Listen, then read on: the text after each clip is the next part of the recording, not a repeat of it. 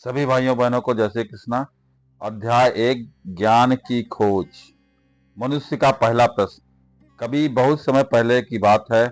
एक राजा था परीक्षित, बहुत ज्ञानी, शक्तिशाली और धर्मप्रिय। पर एक दिन अनजाने में उसने एक ऋषि का अपमान कर दिया। उस ऋषि के पुत्र ने क्रोधित होकर श्राप दे दिया, 7वें दिन तुझे सर्पदंश से मृत्यु होगी। यह सुनते ही राजा का मन कांप उठा। वह सोचने लगा, अब केवल 7 दिन बचे हैं। मैंने जीवन भर राज्य चलाया, युद्ध किए, धर्म निभाया, लेकिन क्या मैंने ईश्वर को जाना? राजा ने अपने राज्य, परिवार और सुख सुविधाएं छोड़ दी। वह गंगा तट पर बैठ गया और बोला, अब मुझे केवल एक ही चीज चाहिए, सत्य का ज्ञान। मुझे जानना है कि मनुष्य के जीवन का सच्चा उद्देश्य क्या है। तभी वहां एक दिव्य ऋषि आए, सुखदेव जी। वे शांत, निर्मल और तेजस्वी थे। राजा ने उनके चरणों में झुककर कहा, गुरुदेव, मृत्यु सामने खड़ी है, बताइए मनुष्य को इस समय क्या करना चाहिए?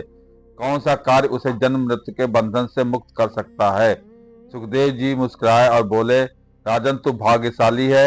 मृत्यु का समय निश्चित है, इसलिए तू अब जीवन का सच्चा ज्ञान पा सकता है। मनुष्य को हर समय भगवान की कथा सुननी चाहिए, उनका नाम जपना चाहिए और अपने भीतर की आत्मा को पहचानना चाहिए। राजा ने अपनी सांसों को ईश्वर को समर्पित कर दिया। गंगा के तट पर 7 दिनों तक उन्होंने श्रीमद् भागवतम सुनी और हर श्लोक के साथ उनका हृदय शुद्ध होता गया। 7वें दिन जब मृत्यु आई तो वह कोई भय नहीं बल्कि मुक्ति ही बन गई। इसका सार है, जीवन क्षणभंगुर है, पर अगर सही दिशा मिले तो 7 दिन भी आत्मा को मुक्त कर सकता है। धन्यवाद।